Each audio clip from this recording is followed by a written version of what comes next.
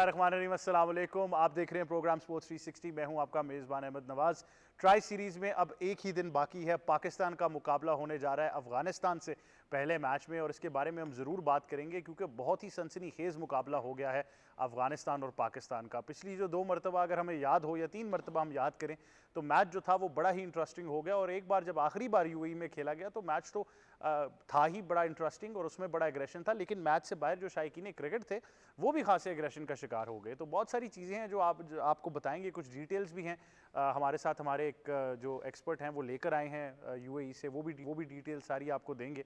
लेकिन एक चीज़ बड़ी इंटरेस्टिंग है कि पाकिस्तान टीम भरपूर तरीके से तैयार है, बहुत ही कॉन्फिडेंट बॉडी लैंग्वेज है। इवन हसन नवाज़ के बारे में भी थोड़ी सी बात होगी। हसन नवाज़ ने ये कहा मीडिया से बात करते हुए कि मैं ज़रूर थोड़ा सा नर्वस होता हूँ जब मैं एशिया कप, एक बड़ा टूर्नामेंट है, उसके बारे में सोचता हूँ, लेकिन मैं अपनी क्रिकेट को एंजॉय कर रहा हूँ और मैं वैसे ही खेलूंगा जिस तरह मैं खेलता हूँ। और नेट्स के भी एक सेशन का, जो उनका कल का सेशन था, उसकी वीडियो आई और क्या शानदार, मैं फिर कहूँगा स्क्वायर ऑफ द विकेट शानदार है, लेकिन जब सीधा मार रहे हैं तो इसका मतलब है कि इंप्रूवमेंट आ रही है और कॉन्फिडेंस साथ है। तो इस बारे में ज़रूर हम गुफ्तगू करेंगे और तमाम तर चीज़ें, और अफगानिस्तान के खिलाफ क्या हिकमत अमली होनी चाहिए ये आपसे हमने ज़रूर बात करनी है। उनकी टीम को देखते हुए हमें पता है स्पिन डोमिनेंट है, हमें ये भी पता है जिस तरह की बैटिंग वो कर लेते हैं, तो इस बारे में थोड़ा सा हम ज़रूर एनालाइज करेंगे कि हमारी हिकमत अमली उनके खिलाफ क्या होनी चाहिए। उसके बाद आपसे बात करनी है कि पाकिस्तान के बगैर जो एशिया कप है हॉकी का, उसका आगाज़ होने जा रहा है। इस बारे में हमने ज़रूर बात की थी कि पाकिस्तान शिरकत नहीं करेगा, और ऑल दो टीम्स को ऐड कर लिया गया था, लेकिन एक चीज़ बड़ी वाज़ेह है, आई थिंक वो सिर्फ हॉकी के लिए महदूद नहीं है, कि जहाँ पर भी पाकिस्तान नहीं जाएगा, अगर आप स्पोर्ट्स की बात करें, ख़ास तौर पर जहाँ पर भारत इन्वॉल्व हो, वहाँ पर मेरे ख्याल से वो ब्रॉडकास्टर्स हों चाहे वो ऑर्गेनाइजर्स हों, उनको बहुत ज़्यादा डेंट पड़ेगा। और ये एक बड़ी वाज़ेह सूरत हाल है। हम हमेशा से कहते आए कि भारत जो है वो मैनिपुलेट करता है स्पोर्ट्स को, और ये बड़ा वाज़ेह रहा है, पूरी दुनिया अब इस चीज़ को तस्लीम कर चुकी है। लेकिन आई थिंक दुनिया को इस बात से ज़रूर फ़र्क पड़ेगा कि अगर पाकिस्तान नहीं जाता। लेकिन उसके बरक्स हम ऑलरेडी आपको बता चुके हैं कि पाकिस्तान जो है वो प्रो लीग में पार्टिसिपेट करने जा रहा है। आई थिंक ये ऑलरेडी पाकिस्तान हॉकी के लिए एक खुशाइन बात है, तो ये अपडेट आपको ज़रूर हमने देनी थी। उसके बाद आपसे बात करेंगे पाकिस्तान अंडर-16 फुटबॉल चैम्पियनशिप, जिसका कल इख्तिताम हुआ इस्लामाबाद के स्पोर्ट्स कॉम्प्लेक्स जिना स्पोर्ट्स स्टेडियम में, और वहाँ पर वज़ीरिस्तान वॉरियर्स ने ये टाइटल अपने नाम किया। अंडर-16 के वो बने चैंपियन। एक शानदार मुकाबला हुआ और बहुत ही ज़बरदस्त टीम थी, और वज़ीरिस्तान वॉरियर्स को बहुत बहुत बहुत मुबारक हो हमारी तरफ से। ये अंडर-16 के बच्चे बहुत ज़बरदस्त खेले हैं, और मैं बार बार कह रहा हूँ कि यही मौका है कि आप अपने नेशनल टैलेंट को स्काउट कर लीजिए, क्योंकि इतनी ज़्यादा तो हमने कोई फुटबॉल देखी नहीं पिछले कुछ अरसे में। तो अब जब एक नेशनल चैम्पियनशिप हमें इस तरह की मिली जहाँ पर अंडर-16 की टीम्स मद्दे मुकाबिल थी, तो आपके पास एक क्वेश्चन है कि आप इनको अंडर-19 के लिए भी रेडी करें, और उसके बाद पाकिस्तान सीनियर टीम जो है उसके लिए भी आप एक नज़र रखें कि कौन से प्लेयर पाकिस्तान के लिए जो है वो सर्व कर सकते हैं। इस बारे में भी आपको आगाह करना था। उसके बाद आपसे बात करेंगे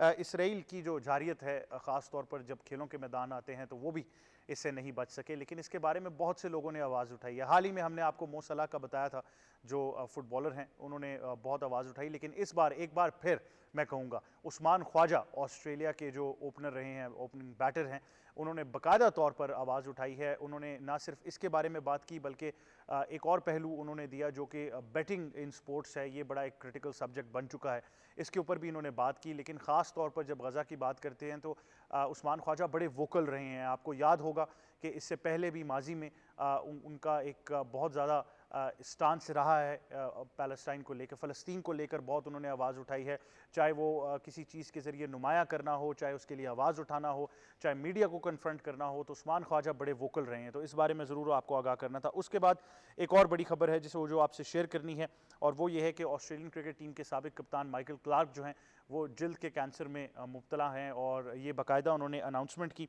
और क्लार्क जो है वो इस ओवरऑल सिनारियो को अगर आप देखें तो उन्होंने एक वीडियो भी पोस्ट की, उन्होंने एक पिक्चर भी लगाई, साथ उन्होंने ये भी कहा कि आप एक्सपेक्ट भी नहीं कर सकते कि स्किन कैंसर ऐसे डेवलप होता है। तो उन्होंने सबसे अपील की कि आप रेगुलर अपने टेस्ट जो है वो ज़रूर कराते रहें। एक उनकी पिक्चर भी आपके सामने है। इससे पहले भी जो है हम आपको ये शायद खबर डिजिटल मीडिया पे हमने दी थी, या आपने हमारे खबरनामे में शायद ज़रूर देखा होगा कि उन्होंने बाकायदा तौर पर एक पिक्चर पोस्ट की जहाँ पर उन्होंने इशारा भी किया कि उनकी नाक की ये साइड हो या उनकी स्किन की ये साइड हो, जहाँ पर उन्होंने कहा कि बाकायदा यहाँ से रिमूवल प्रोसेस जो है वो जारी है। और इसकी आगाही के लिए उन्होंने तमाम लोगों से अपील की कि वो रेगुलर अपने टेस्ट कराते रहें। हमारी नेक तमन्नाएं माइकल क्लार्क के साथ ज़रूर है। मेरे लिए वो बड़े एक फेवरेट क्रिकेटर रहे हैं, बतौर कप्तान भी ऑस्ट्रेलिया के लिए बड़ी ज़बरदस्त उनकी सर्विस है, एंड फैंटास्टिक जेंटलमैन और ह्यूमन बीइंग। तो ज़रूर हम उम्मीद करते हैं कि वो जल्द सेहतयाब होंगे। इन तमाम चीज़ों पर आपको आगाह करना था, तमाम चीज़ों को डिटेल में डिस्कस करेंगे। इससे आपका तारुफ कराते हैं। सबसे पहले स्टूडियोज़ में हमें ज्वाइन कर रही हैं हमारी स्पोर्ट्स एक्सपर्ट, पाकिस्तान की साबिक क्रिकेट कप्तान, international cricket commentator, broadcaster, presenter and ICC hall of famer Sana Mir साहिबा। अस्सलाम वालेकुम। वालेकुम कैसी हैं अस्सलाम, आप? अल्लाह का शुक्र, ठीक थैंक यू है। वेरी मच फॉर ज्वाइनिंग अस। साथ ही साथ हमें ज्वाइन कर रहे हैं हमारे साथी एक्सपर्ट और एंकर सैयद मोहम्मद अवैस। अस्सलाम वालेकुम। वालेकुम सलाम। कैसे हैं सर आप? अल्लाह का शुक्र, आप सुनाएं। Thank you very much for joining अस। मैं भी बिल्कुल ठीक हूँ। और साथ ही साथ हमें ज्वाइन कर रहे हैं सीनियर स्पोर्ट्स जर्नलिस्ट और हमारे तज्जियाकार जनाब मोई शाह साहब। अस्सलाम वालेकुम। अस्सलाम वालेकुम जी। कैसे हैं सर आप? अल्लाह का एहसान है जी। Thank you very much for joining us. तो सना मीर साहिबा, एक ही दिन रह गया है पहला मैच अफगानिस्तान के साथ, और हम उस दिन भी बात कर रहे थे कि वो इस चैलेंज को बड़ा पसंद करते हैं। उन्होंने एक राइवलरी क्रिएट कर ली है रीजन के अंदर पाकिस्तान के खिलाफ, तो वो क्रिकेट को एंजॉय करते हैं और पाकिस्तान के खिलाफ वो ज़रा एक्स्ट्रा माइल जाते हुए नजर आते हैं। लेकिन Pakistan has had there fair share of laughs. I think वो भी बड़ा इंटरेस्टिंग सब्जेक्ट रहा है। आसिफ अली वाला मैच हो, नसीम शाह की वो इनिंग्स हमें याद आती है। तो क्या देख रही हैं आप इस मैच को, क्योंकि है भी सीरीज़ का ओपनर और Pakistan versus Afghanistan? I think Afghanistan को तो आप बिल्कुल ही लाइट नहीं ले सकते। मुझे लग रहा था शायद UAE से पहला मैच है, बट आप शायद बता रहे हैं कि अफगानिस्तान मुझे से। भी अब चेक करना पड़ेगा। हाँ, अफगानिस्तान से। तो अफगानिस्तान ऑब्वियसली फिर आप उनको राइट ऑफ तो अब कर ही नहीं सकते। इवन लॉन्गर फॉर्मेट में अब अफगानिस्तान इतनी जो है वो ऐसी टीम आ चुकी है जिसमें बहुत ही मुकाबला सख्त होता है। तो T20 फॉर्मेट में तो वो गैप वैसे ही बड़ा क्लोज हो जाता है। और UAE की कंडीशंस ऐसी हैं कि उनके स्पिनर्स को बहुत ज़्यादा फ़ायदा होता है, और अब उनकी बैटिंग ऐसी है कि वो सिर्फ बैटिंग से भी मैच जीत सकते हैं। तो उस लिहाज से बहुत ही डेंजरस साइड अफ़गानिस्तान की बन चुकी है, और इतना ख़तरा है इस क्लैश का कि अब एंट्री भी अलग अलग करा दी है। क्योंकि लास्ट टाइम आपको याद होगा कि वो जो क्लोज मैचेस हुए थे उसके बाद बहुत से गिरफ्तारियां भी करनी पड़ी थी फैंस की। तो वो अब चाहते हैं कि ऐसा कुछ ना हो। तो आई थिंक वो एक अच्छा फैसला है, प्रोएक्टिव फैसला है ऑर्गेनाइजर्स की तरफ से, ACC की तरफ से एक अच्छा फैसला है कि आप थोड़ा सा इनको दूर रखें। बट क्रिकेट अच्छी होनी चाहिए, और क्रिकेट होगी अच्छी, बिकॉज पाकिस्तान की भी young side, they want to prove a lot of things, और अफगानिस्तान भी तगड़ा है। अच्छा, कुछ गिरफ्तारियां आसिफ अली ने अंदर की, कुछ बाहर हो गई, तो इंटरेस्टिंग रहा। लेकिन सना एक चीज़ बड़ी इंटरेस्टिंग है, और वो ये है कि हम बहुत अरसे तक ये बात करते रहे कि एक दो प्लेयर्स पे बहुत रिलायंस थी, जिसमें राशिद खान और नबी कैटेगोरिकल आते हैं। लेकिन पिछले, अगर मैं मेरे ख्याल से 1.5 साल में कह लेता हूँ, about if I look at 18 months, तो अफगानिस्तान ने इस चीज़ को बाकायदा, फ़र्क पड़ता है उनके ना होने से, लेकिन उन्होंने बहुत सारे ऐसे प्लेयर्स अब दिखा दिए हैं कि वो बाकायदा तौर पर एक टीम परफॉर्मेंस अब नज़र आती है। बिल्कुल, अगर आप बाकी स्पिनर्स की बात करें, आप उमर ज़ई की बात करें, आप रहमानुल्लाह गुरबाज की एट द टॉप बात करें, तो ये इन दमसेल्व्स मैच विनर्स बनते जा रहे हैं। तो ये बड़ी एक इम्पॉर्टेंट चीज़ होती है कि आपकी जो डिपेंडेंसी है वो किसी एक या दो प्लेयर्स के ऊपर ना हो। और T20 क्रिकेट में तो आपको 2 से 3 प्लेयर्स चाहिए, एक दो आपको बॉलिंग में अच्छी स्पेल्स चाहिए, और 1 से 2 प्लेयर अगर आपके बैटिंग में चल जाएं तो आपका पूरा मैच एक तरफ निकल जाता है। तो 4 से 5 मैच विनर से तो ज़्यादा है अफगानिस्तान की टीम के पास, और इसीलिए अब वो इतनी ख़तरनाक होती जा रही है टीम। अच्छा, अवैस ने भी एक हमें अपडेट देनी है। पहले अवैस से अपडेट ले लेते हैं, फिर मैं मोई शाह साहब से पूरा एक एनालिसिस ज़रूर कराऊंगा कि अफगानिस्तान का जो जर्नी रहा है एज अ टीम, वो किस तरीके से हमने उनको मॉडर्नाइज होते हुए देखा है क्रिकेट के अंदर। तो अवैस, सबसे पहले आपसे अपडेट ले लेते हैं। आप कोई UAE से ताज़ा अपडेट हमारे लिए लेकर आए?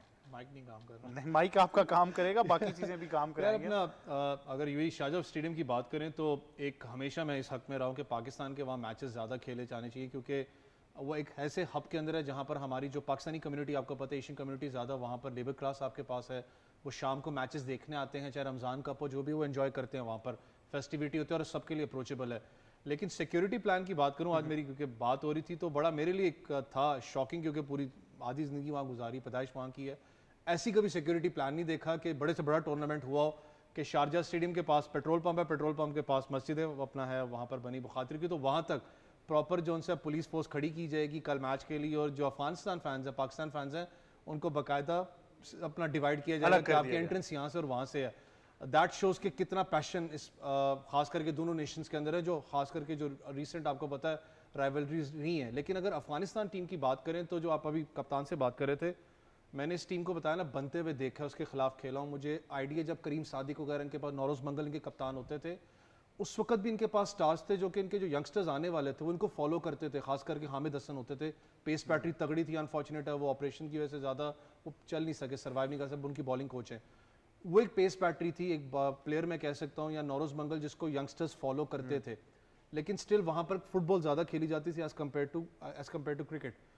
जब ये वाली टेन्योर आया, जब नबी तब थे उनके पास, लेकिन नबी उस वक्त मैं कहता हूँ कि एक स्पार्क नहीं बने थे अफगानिस्तान टीम में, जो एक ब्लैक हॉर्स टाइगर होता है वो नहीं था।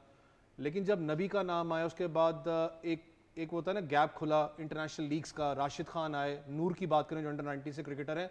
एक और प्लेयर का नाम लेना चाहूँगा, शेपनजाई लीग उनकी बड़ी तगड़ी होती है, वो ज़्यादा आपको पता है लोग फॉलो करते हैं लेकिन ऐसा जब भी ज़्यादा दिखाई नहीं जाती। शेपनजाई लीग के अंदर इस वक्त उनके खास करके T20 बैटरी की बात करूँ, चाहे वो बैट्समैन है चाहे वो बॉलर्स हैं, उनके बहुत तगड़े बैकअप प्लेयर्स हैं। वो लड़का अंडर 19 का, मुझे भी उसका नाम पूरा याद नहीं आ रहा, असगर अफान का ही ऐसे कुछ नाम है उसका, उसको प्रॉपर रेट किया जा रहा था गुरबाज के साथ कि शायद वो उसकी जगह लेगा। आपको याद है उससे पहले शहजाद था, बिल्कुल शहजाद का इशू बना, उसको टीम से निकाला। इतना उनका स्ट्रॉन्ग कंटेंडरशिप पीछे है कि क्रिकेट इतनी ज्यादा अच्छा, इन्वेस्टमेंट हो रही है वहाँ पर। ट्रेडिशनली विकेट कीपर बैटर्स उनके बहुत ही अच्छे आ रहे हैं, तो आई थिंक और डेफिनेटली मेरी कुछ उन लोगों से ज़रूर बात हुई है, जिनमें के आसिफ भी शामिल हैं, जिन्होंने उनकी डोमेस्टिक T20 लीग कवर की थी आज से तकरीबन 1 साल पहले, और साथ ही उनको थोड़ा सा फर्स्ट क्लास स्ट्रक्चर का भी उनका अंदाज़ा हुआ। तो वो बता रहे थे, मैंने उनसे पूछा किस तरह का टैलेंट उन्होंने देखा, ऑल दो T20 था, उन्होंने कहा T20 तो ज़रूर है लेकिन वो अपने फर्स्ट क्लास में भी इन्वेस्ट कर रहे हैं, और बहुत सारे लड़के हैं जिनको उन्होंने आइडेंटिफाई किया कि ये नेक्स्ट प्लेयर्स हो सकते हैं, उनमें वो टैलेंट ज़रूर मौजूद है। मोई शाह साहब, अफगानिस्तान ट्रेडिशनली ICC की जब आप एसोसिएट नेशंस की बात करते हैं तो आई थिंक सबसे तेज़ी से प्रोग्रेस करने वाली अफगानिस्तान, और सबसे तेज़ी से टेस्ट स्टेटस भी इनको मिला, जो कि शायद बहुत से लोगों ने एतराज़ किया कि शायद बहुत जल्दी दे दिया, लेकिन ओवरऑल आपने इनकी डेवलपमेंट कैसे देखी एज ए टीम? देखिए, एक बात भूलनी नहीं चाहिए कि अफ़गानिस्तान क्रिकेट में जितना ICC ने पैसा इन्वेस्ट किया है शायद ही किसी एसोसिएट कंट्री में किया हो। वो समझें कि वहाँ के हालात ऐसे थे कि उनको करना पड़ा, या वहाँ के रिक्वायरमेंट्स ऐसी थी कि जी वहाँ पे इंटरेस्ट तो था लेकिन उनका कोई एक सेटअप सिस्टम नहीं था जिसको डेवलप करना, जिसको इवॉल्व करना, जिसको सिस्टम को एक पूरा एक स्ट्रीमलाइन करके उसको लगा के जाना ताकि वो इंटरनेशनल क्रिकेट में वो स्टेप इन हो और इंटरनेशनल क्रिकेट की तरफ जाएं।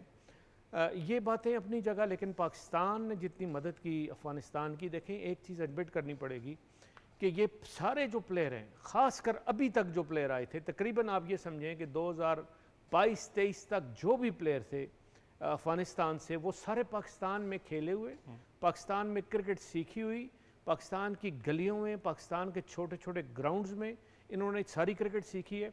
और इनको इस्टेब्लिश करने में जहाँ ICC का पैसा इन्वॉल्व है, वहाँ टेक्निकल एस्पेक्ट में पाकिस्तान की जो एसोसिएशन है या पाकिस्तान की जो स्पोर्ट है उसको कभी वो डिनाई नहीं कर सकते।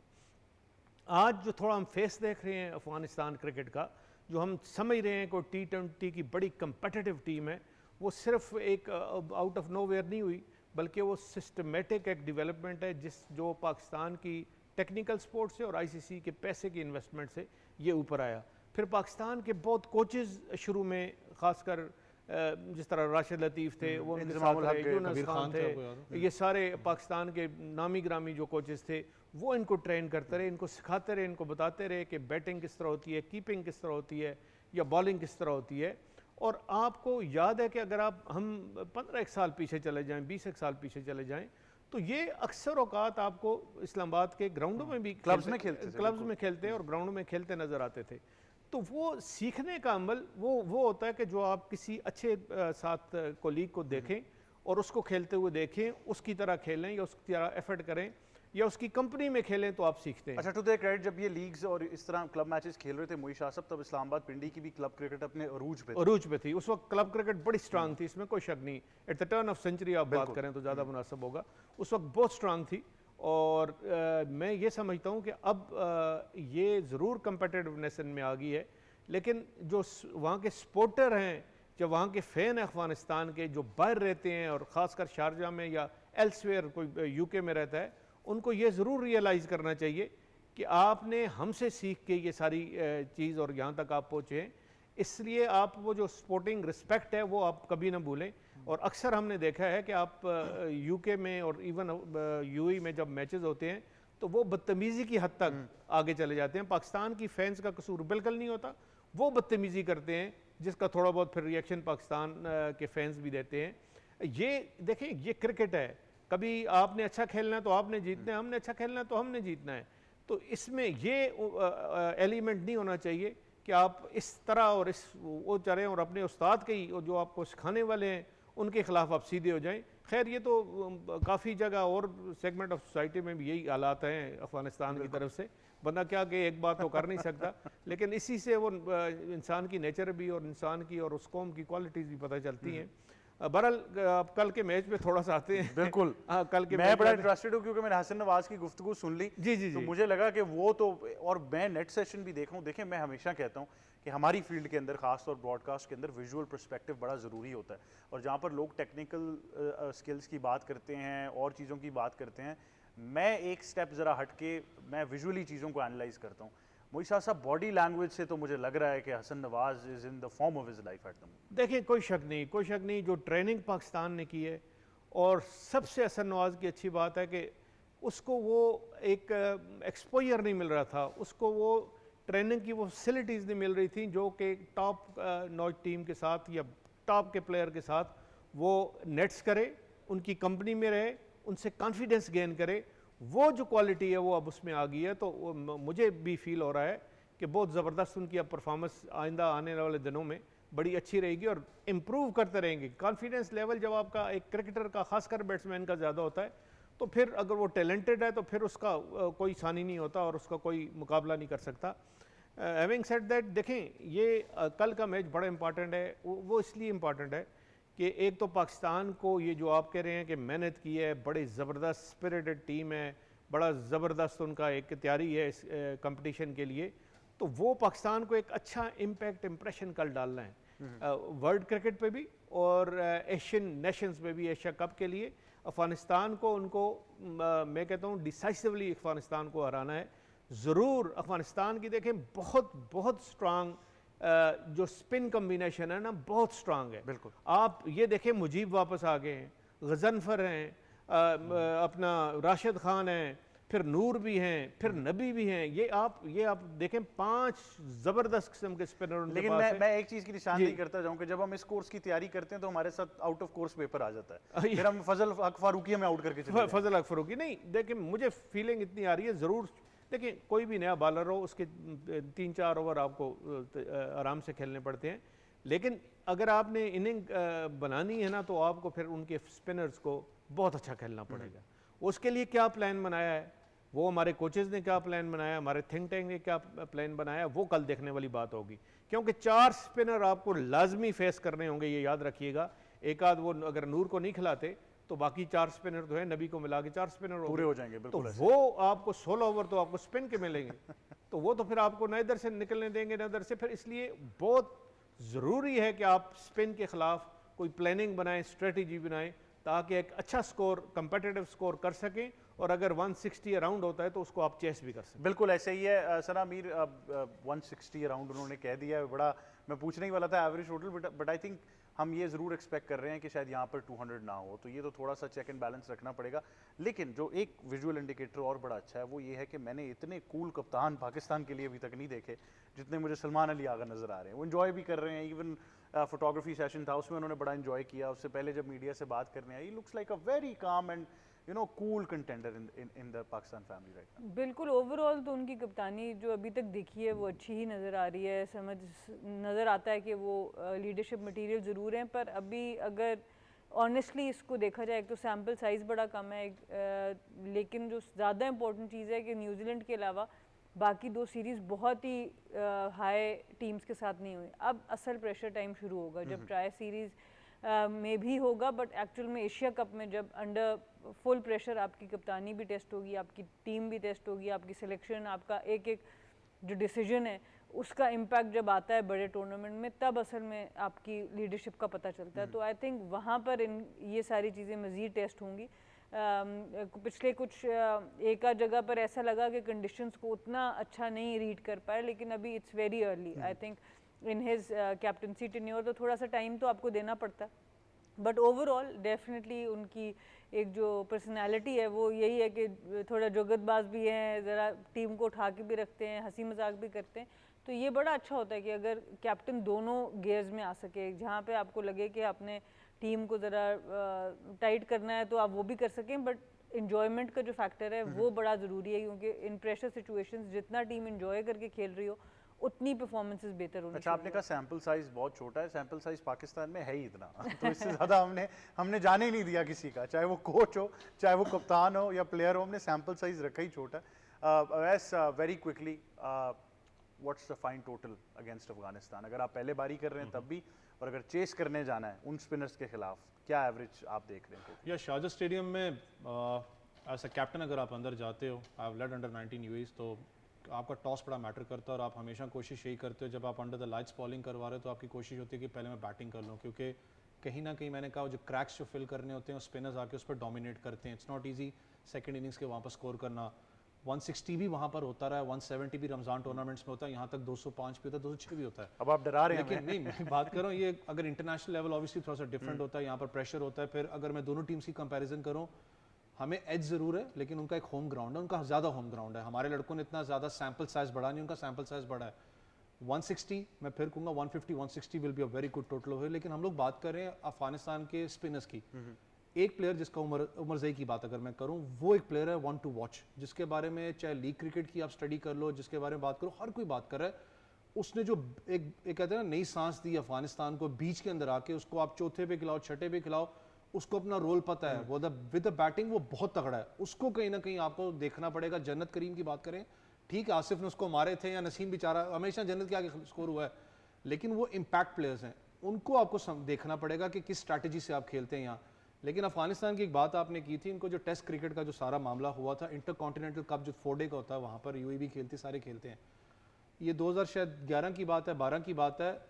पॉटरफील्ड जब कप्तान थे आयरलैंड के, तो एक दफ़ा वो लिटरली प्रेजेंटेशन में रो पड़े थे। उन्होंने कहा बैक टू बैक परफॉर्मेंसेस हैं, आईसीसी आखिर अब नहीं करेगा तो कब करेगा। तब इनको जाके T20 का स्टेटस दिया गया था। लेकिन 4 डे की परफॉर्मेंस की बात करूं, सिवाय एक प्लेयर जो इनके पास नूर अली होता था मिडिल ऑर्डर में, जिसने डबल सेंचुरी भी आगे स्कोर की हुई, उसके अलावा इनके पास कोई प्लेयर था नहीं। उस वक्त स्टेटस क्यों दिया गया था? शायद जो मामला इंटरनेशनली थे उसको सपोर्ट के लिहाज से इनको दिया गया था। लेकिन अभी भी टेस्ट क्रिकेट में काफ़ी पीछे है। लेकिन T20 मेरे लिए उमर जई थोड़ा सा लड़का है जिसको देखने वाली बात है। बिल्कुल, सैयद मोहम्मद अवैस ने तो निशानदेही कर दी है कि क्या टोटल्स हो सकते हैं। हमारे बाकी मेहमानों ने भी आपके साथ निशानदेही ये ज़रूर की कि कौन सा टोटल है, कौन से ऐसे प्लेयर्स हैं जो ज़रा देखने पड़ेंगे। लेकिन आई थिंक एक चीज़ बड़ी वाजह है कि पहले मैच से ही टूर्नामेंट का टोन सेट हो जाएगा। और आपको ये याद रखना है कि अफगानिस्तान ने अपनी बहुत सारी क्रिकेट जो है वो इसी स्टेडियम में खेली है, तो वो बड़ा कंफर्टेबल फील करेंगे। और फ़ैन फॉलोइंग भी ठीक ठाक है जब आप शारजा की बात करते हैं अफगानिस्तान की। तो आई थिंक बड़ा ही कांटेदार मुकाबला जो है वो होने वाला है। और सीरीज़ का आगाज़ अगर इतना शानदार हो जाएगा तो आप एक्सपेक्ट कीजिए। पाकिस्तान के लिए बड़ा ज़रूरी है, जिस तरह मोहित शाह साहब ने भी कहा कि जीतें, जीत के साथ शुरू करें। आई थिंक ये बड़ा मैटर करेगा। आपने आगे एशिया कप भी खेलना, आपको सीरीज़ में कंप्लीटली डोमिनेट करना होगा।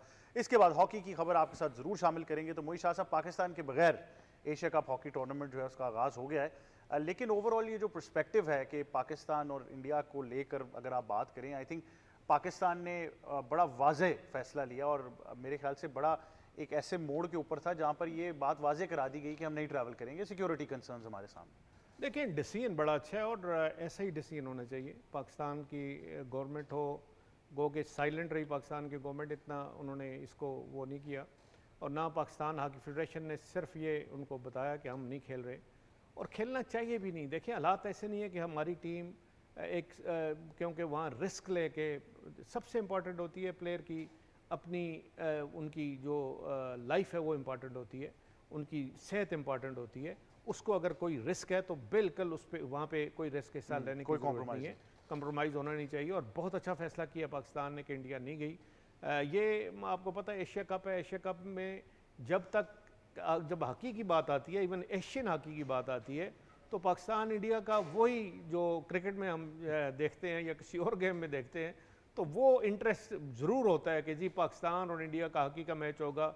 हालांकि आजकल इंडियन टीम थोड़ी बेहतर है, पाकिस्तान की टीम टॉप प्रो लीग नहीं खेलती, तो वो प्रो लीग खेलते हैं इसलिए थोड़े बेहतर है। तो वो इसके बावजूद इंटरेस्ट बड़ा होता है और लोग फॉलो करते हैं। तो वो वाला फिर एशिया कप का मज़ा नहीं है कि जो पाकिस्तान के होने से होता, और पाकिस्तान की पार्टिसिपेशन से जो माइलेज मिलती स्पॉन्सर्स को, जो माइलेज मिलती फैंस को, या जो इंटरेस्ट से ये फॉलो किया जाता है मैच, वो अब आप देखेंगे कि इसकी ना इस एशिया कप की ना इतनी हाइप होगी, ना इसको कोई इतना इंटरेस्ट से देखेगा। अब दूसरा जो एलिमेंट है इसमें वो ये है कि आपने आगे वर्ल्ड कप के लिए क्वालिफिकेशन है। अब बेसिकली ये एशिया कप इसलिए होता है कि विनर टीम जो होती है directly that goes into the world cup. तो अब नहीं मतलब है कि ये होगा कि अब ये होगा कि FIH को कोई नया पाकिस्तान के लिए एक नया कोई जो पाकिस्तान को कहीं करना पड़ेगा उनको नया कोई इवेंट देना पड़ेगा या Qualification के उसको लिए। इंक्लूड उसमें इंक्लूड करना पड़ेगा, क्योंकि पाकिस्तान ने भी आगे क्वालिफिकेशन राउंड अब होगा, वो खेलना होगा और उसमें जाके क्वालिफाई करना होगा। लेकिन इंटरेस्ट पाकिस्तान के फेवर में ये बात जाती है कि इस दफ़ा 16 टीम का वर्ल्ड कप है, वो 12 टीम वाला वर्ल्ड कप नहीं, उसमें जाना मुश्किल हो जाता है। लेकिन अगर आप नहीं भी खेले एशिया कप तो आप क्वालिफाई कर सकते हैं वर्ल्ड कप के लिए, जो बेल्जियम और हॉलैंड में जून जुलाई में होना है नेक्स्ट ईयर। तो होपफुली पाकिस्तान क्वालिफाई करेगा। और बड़ी अच्छी खबर जो है वो जिस तरह कल भी हमने डिस्कशन की थी और प्रो लीग की है, गवर्नमेंट ने कल, बल्कि FIH ने कहा PHF को कि आप विदिन 5 आवर्स हमें गवर्नमेंट का सपोर्ट लेटर हमें दे दें ताकि हम फैसला करें, नहीं तो हम कोई और फैसला भी कर सकते हैं। वो लकीली जो हमारे सेक्रेटरी IPC हैं उन्होंने अपना पर्सनल एक एफर्ट करके वो टाइमली उनको वो लेटर भिजवा दिया और अब पाकिस्तान इंशाल्लाह प्रो लीग खेलेगा, उसमें स्टैंडर्ड इंप्रूव होगा। जी सबसे इंटरेस्टिंग चीज़ ये है कि पाकिस्तान जो अभी 12 के पीछे है, मतलब टॉप 12 रैंक में नहीं है, प्रो लीग खेलने के बाद इंशाल्लाह मुझे उम्मीद है कि टॉप 10 राउंड में और टॉप 12 राउंड में पाकिस्तान की टीम होगी। बिल्कुल ऐसे, और मैंने पहले भी ये कहा था कि चलें एशिया कप में तो नहीं पार्टिसिपेट करें, लेकिन एक तरह से ठीक है आप प्रो लीग पे फोकस करें।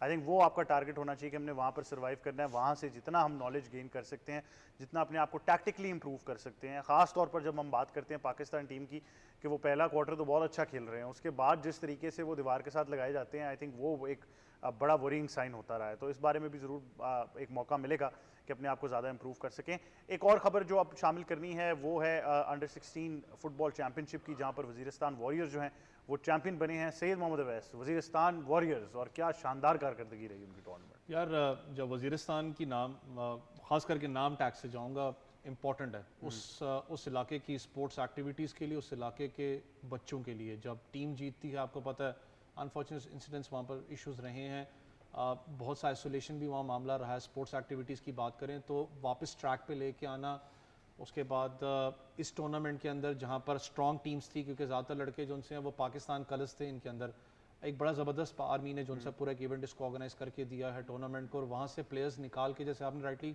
पॉइंट आउट किया, अब ये टाइम है स्काउट्स की बात करें, विनिंग अमाउंट्स अच्छी थी, बच्चों की हौसला अफजाई अच्छी थी। अब जो स्काउट यहाँ से लड़के निकले हैं, आपको पता है कि टॉप टाइम के लड़के हैं, इनको निकाल के अब पाकिस्तान में ग्रुप करना वो इंपॉर्टेंट चीज़ है। मैंने कहा कि वज़ीरिस्तान की बात करें, चाहे दूर दराज एरियाज़ की बात करें, एक आई ओपनर ज़रूर है उनके लिए कि यार हमारे लड़के परफॉर्म कर सकते हैं, तो ये बहुत से डोरवेज खोलेगा स्पोर्ट्स के एरिना के लिए। अब बहुत अरसे के बाद ऐसा कोई बड़ा इवेंट यहाँ पर हुआ है, कल भी काफ़ी अपना रश था स्पोर्ट्स स्टेडियम के अंदर, और दैट शोज़ के पाकिस्तानी जो हैं वो दूसरे डिफरेंट स्पोर्ट्स को भी पसंद करते हैं। आप क्राउड को वेलकम करेंगे, ग्राउंड में अगर मैचेस हो रहे हैं तो लोग आते हैं देखने के लिए। लोग फिर चाहे वो एक होता है ना कि ऑफिशियली आप स्काउट करते हैं, कुछ लोग होते हैं जो बाहर बैठ के भी प्लेयर्स को स्काउट करते हैं, सोशल मीडिया पे फिर बात इसकी लगभग स्टार्ट हो जाती है, जैसे आज हुई भी, हर जगह कोई बात कर रहा है कि पाकिस्तान में फुटबॉल है लेकिन पाकिस्तान को प्रीमियर लीग की तरफ जाना पड़ेगा। एक चीज़ है, मुझे पता है कि अभी भी एक नया सेटअप पाकिस्तान फुटबॉल का आया है, अच्छी बात है कि वो अपनी कोशिश करें। एक जो धड़ है वो कहता है कि जी पाकिस्तान सुपर लीग जो हमारी क्रिकेट वाली है उसके लेवल पे एक पाकिस्तान फुटबॉल लीग होनी तो चाहिए। जो मसला है, जो बिजनेस एंटिटीज़ बैठे हैं वो कहते हैं एक प्लान लेके आओ जो 5 साल का है, 10 साल का, जैसे यहाँ पाकिस्तान सुपर लीग के अंदर हुआ था, उसको सस्टेन करना वो सबसे बड़ी जिम्मेदारी है। क्योंकि आप नहीं चाहोगे कि बहुत से, आपको पता, अनफॉर्चुनेट सिनेरियोज लीग्स के अंदर हुए हैं कि एक साल एक टीम रही है उसके बाद वो भाग गई है, बिल्कुल, वो बच्चे कहाँ से ग्रूम होंगे। ये अच्छा पूल ऑफ प्लेयर्स का मसला नहीं होगा। आई थिंक अवैस की कह रहे हैं कि थोड़ा सा फाइनेंशियल मॉडल इसके लिए बड़ा ज़रूरी है कि आप जो है वो स्पॉन्सरशिप लेकर आते हैं, फ्रेंचाइज बेस पर जाते हैं, वो बड़ा इसमें मैटर करेगा। लेकिन all in all I think एक शानदार कारकर्दगी रही है और वज़ीरिस्तान वॉरियर्स को बहुत मुबारकबाद हो। एक बड़ी ज़बरदस्त खबर आपके साथ शामिल करनी है, मोहित शाह साहब ने मेरे तक पहुंचाई थी, तो मुझे लगा कि हमें पाकिस्तान को भी बताना चाहिए क्योंकि सेलिब्रेट करने का मौका, आई एम श्योर हमारी कप्तान जो है वो बड़ा एंजॉय करेंगी इस खबर को। और वो ये है कि पाकिस्तान की आयशा मुमताज़ जो हैं उन्होंने चाइनीज़ बॉक्सर को सेमीफाइनल में हरा कर क्वालिफाई कर लिया है, और जो रोड इंटरनेशनल बॉक्सिंग गाला चाइना में हो चुका है, और वो फाइनल के लिए क्वालिफाई कर गई हैं। और एक मेरे ख्याल से शानदार उनकी अचीवमेंट है और बहुत ही ज़बरदस्त परफॉर्मेंस आयशा मुमताज़ की रही है और तारीख रकम कर दी है उन्होंने, फाइनल में पहुंच गई हैं। इसका मतलब है कि a shot at the gold medal है इस बॉक्सिंग चैम्पियनशिप के अंदर। जी, सबसे पहले तो शाहजी की इसमें ज़रूर हमें लेनी चाहिए, इतनी अच्छी खबर उन्होंने हमें सुनाई है। और आई थिंक वही बात, हम एंड पे आके यही बात करते हैं कि जब भी इस कौम में आप प्रॉपर मौका देते हैं, प्रॉपर सपोर्ट देते हैं, आई थिंक हमारे में बहुत ज़्यादा टैलेंट है, इसमें जेंडर का कोई ऐसा इशू नहीं है। हमारी लड़कियां जहाँ पे भी उनको मौका मिलता है वो अपना नाम ज़रूर आगे करती हैं, और ग़ालिबन आर्मी और जो बॉक्सिंग फेडरेशन है उनका मिल के ये सपोर्ट रहा है। तो डिपार्टमेंट्स, हम अक्सर बात करते रहते हैं कितना ज़रूरी है डिपार्टमेंट एक प्लेयर के लिए, जब उसको पता हो कि पूरा साल मुझे कोई फाइनेंशियल मंथली एक सपोर्ट मिलती रहेगी, उससे प्लेयर का दिल बहुत बड़ा हो जाता है। तो बहुत ज़्यादा मुबारकबाद हमारी तरफ से आयशा मुमताज़ को, और आई होप, हम तो दुआ करेंगे कि वो गोल्ड मेडल लेके आएँ, पर वो चाहे सिल्वर लाएं या गोल्ड लाएं, उन्होंने हमारा सर फखर से बुलंद किया। बिल्कुल। मोहित शाह साहब, अंडर 18 और द कैटेगरी ऑफ -48 किलोग्राम। माशाल्लाह जी, बड़ी मतलब खुशी की बात है जब मैं ख़ासकर मैं देखता हूँ कि जी एक लड़की वो भी बॉक्सिंग में या ऐसी स्पोर्ट में जिस स्पोर्ट में पाकिस्तान का कोई बेस नहीं है, यहाँ पे कोई मतलब हेल्प करने वाला इतना ज़्यादा नहीं होता, उसमें अपने तहीं मेहनत करके एफर्ट करके, कोई स्पोर्ट फेडरेशन की स्पोर्ट होती है, कोई आर्मी की स्पोर्ट होती है या उसकी डिपार्टमेंट्स की स्पोर्ट होती है, और इतना एक्सेल करना। देखें आप, इन्होंने चाइना की एथलीट को हराया, चाइना की बॉक्सर को हराया है, तो चाइना की बॉक्सर्स को हराना, वो भी सेमीफाइनल में हराना, इतना आसान काम नहीं है। She must be a talent. मैं मतलब मुझे तो ये फील हो रहा है कि बहुत ज़बरदस्त टैलेंट है, जिस तरह मैंने उनका देखा है, जिस तरह पंच मारते हुए या जो उनका वो करते हुए, तो ये मेरा ख्याल है ये आगे बड़ा रोल मॉडल बनेंगी फॉर वुमेन फोक, उस बॉक्सर, खासकर बॉक्सर्स के लिए। और ये इनको देख के और जो वुमेन बॉक्सर्स हैं वो इस स्पोर्ट में आएंगी और कोशिश करेंगी कि वो एक्सेल करें। ये देखें, ये अगर इतनी अच्छी हैं तो कल ये एशियन गेम में ये भी रैंकिंग टू इवेंट है, ये रैंकिंग इवेंट है, ये कोई इजी इवेंट नहीं है, इजी इवेंट नहीं है, ये बहुत ज़बरदस्त किस्म का इवेंट है। और फिर आप एशियन गेम में जाते हैं, वहाँ मेडल अगर लेते हैं, या फिर आप ओलंपिक में जाते हैं और अपने आप को मनवाते हैं, तो nothing like it. And just under 18, तो आई थिंक कितना टाइम पड़ा है उनके कि वो अपने आप को जो है वो और बेहतरीन तैयारी के साथ बड़े टूर्नामेंट्स में पार्टिसिपेट करवाएं। आई थिंक इनको फिर एक बार फिर आयशा को हमारी तरफ से बहुत मुबारकबाद, और पाकिस्तान बॉक्सिंग फेडरेशन की भी बात अगर करें तो आई थिंक उनको भी बड़ी मुबारकबाद हो। एक और खबर आपके साथ शामिल करनी है, साबिक ऑस्ट्रेलियन कप्तान माइकल क्लार्क के बारे में भी बात करेंगे, लेकिन उससे पहले गाज़ा को लेकर जो है वो एक बार फिर उस्मान ख्वाजा सना, आई थिंक ये पहली बार नहीं है, थ्रू आउट बहुत वोकल रहे हैं वो। बिल्कुल, बहुत अच्छा उन्होंने प्लेटफॉर्म को यूज़ किया है। हम अक्सर बात करते हैं स्पोर्ट्स पॉलिटिक्स को अलग होना चाहिए, पर कुछ ह्यूमैनिटेरियन इश्यूज ऐसे होते हैं जहाँ पर हर एथलीट को आवाज़ उठानी पड़ती है, उठानी चाहिए।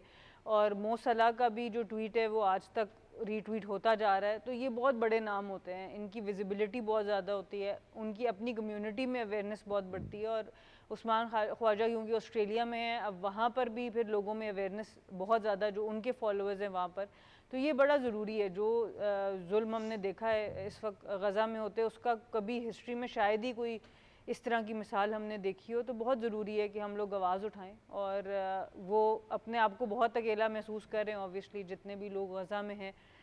जितना हम बोलेंगे, जितना दुनिया इस पे बात करेगी, आई थिंक उतना ही बेहतर है कि शायद कोई इंसानियत जागे। अक्सर हम वेस्टर्न लोगों को सुनते हैं, ह्यूमन राइट्स की बात करते हैं, ये वो जगह है जहाँ पर उनको खड़ा होना है। और आई होप के किसी की आवाज़ सुन के कोई बेहतर इकदाम किया। माइकल क्लार्क के बारे में क्या ऐड करना चाहेंगे? अनफॉर्चुनेटली ये भी एक बहुत बड़ी रियलिटी है एथलीट्स की, क्योंकि हमारा सन एक्सपोजर बहुत ज़्यादा होता है। ख़ास तौर पे जो भी लोग धूप में ज़्यादा रहते हैं, स्किन कैंसर की एक वजह वो हो सकती है, बहुत डिफरेंट वजूहात हो सकती हैं, बट एक वजह ये हो सकती है अगर आपका ओवर एक्सपोजर है और आपने प्रॉपर्ली अपना ख्याल नहीं किया, और ना इसके अलावा भी बहुत सी वजूहात हो सकती हैं। तो हम तो यही दुआ करेंगे कि आई होप कि वो रिकवर हों और ये पूरी तरीके से शफा मिले उनको। जी अवैस, माइकल क्लार्क के बारे में कुछ ऐड करना चाहेंगे आप? One of the stylish players, सोचा नहीं था, लेकिन ये वो कप्तान वाली बात के, वो तो अल्लाह की ज़ात को बेहतर प्लान्स का पता होता आगे फ्यूचर क्या है। लेकिन जो उन्होंने पिक्चर भी शेयर की है माइकल क्लार्क के साथ, क्योंकि नेट शेयर किए हैं मैं दुबई में, तो मेरे पास एक पिक्चर है, मैं कल वो देख रहा था, मैं कहा यार हैंडसम गाय, लेकिन ऑब्वियसली वो एक स्किन एक ऐसी चीज़ है जो कि अल्लाह की ज़ात से आती है। लेकिन आपको एक बात बड़ी अच्छी है कि उन्होंने जो कहा कि चाहे वो एथलीट्स हो चाहे आम इंसान हो, हमारे पाकिस्तान में आज भी एक मसला है कि हम लोग रेगुलर चेकअप्स पे नहीं जाते। रेगुलर चेकअप्स कराने ये स्किन का प्रॉब्लम, खासकर स्किन कैंसर का ऑस्ट्रेलिया में बहुत ज़्यादा, क्योंकि वो बीचेस में और सन की इतनी ज़्यादा वो रेज होती हैं, और उसका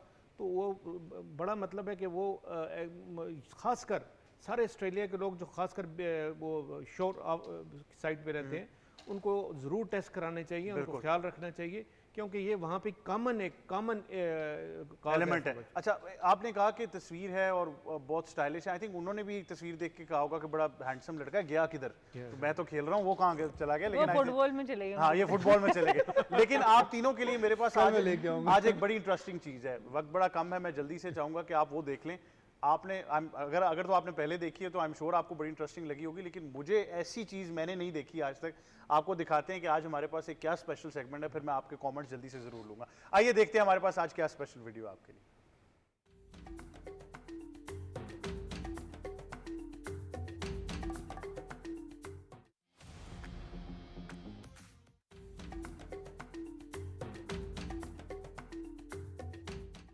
जी हाँ, आई थिंक अगर अगला नोबेल प्राइज स्पोर्ट्स में होता तो वो यहाँ लाजमी चला जाना था। बट सना मीर, आपने दुनिया में नेट्स किए होंगे, कभी ऐसा नेट देखा आपने? कभी ना ऐसा नेट देखा ना ऐसा नेट किया। और पाकिस्तानियों के दिमाग जब चलना शुरू होना तो फिर उसकी कोई एंड नहीं है। आई थिंक बड़ी ज़बरदस्त इनोवेशन है। आपका काम तो प्रैक्टिस करना है, तो हैट्स ऑफ, ज़बरदस्त। जी, चारपाई but now into a net. यार इसने बिजनेस मुझे लगता है ठप करवाएगा। जो नेट वाला जो आज रूफ टॉप वाला स्टार्ट है वो ये कसम से बिजनेस है। बॉक्स ये करो, अच्छी बात है, ठप हो जाएगा। जी, वो मोहित शाह साहब, ग्रेट आइडिया। शौक का कोई मोल नहीं। बिल्कुल नहीं। हाँ, जिस तरह उन्होंने बनाया, खुद ही नेट बना दिया और जिन की चरपाइयाँ चोरी की है, प्लीज डांटना मत, क्योंकि इनकी इनोवेशन को दाद जरूर बिल्कुल ठीक है। बहुत शुक्रिया आप तीनों मेहमानों का कि आप हमें ज्वाइन कर रहे थे, और आई थिंक बहुत ही इंटरेस्टिंग वीडियो थी। लेकिन एक चीज़ तो इससे ज़रूर साबित होती है कि जब आप में जुनून हो, व्हेन यू हैव पैशन, तो फिर the world is your playground, और कहीं भी क्रिकेट की पिच बन सकती है और नेट बन सकता है। लेकिन एक शानदार वीडियो ज़रूर थी, तो thank you very much to the team of sports 360 as well. यही था आज का प्रोग्राम। मुझे और मेरी टीम को दीजिए इजाज़त। अल्लाह हाफिज़।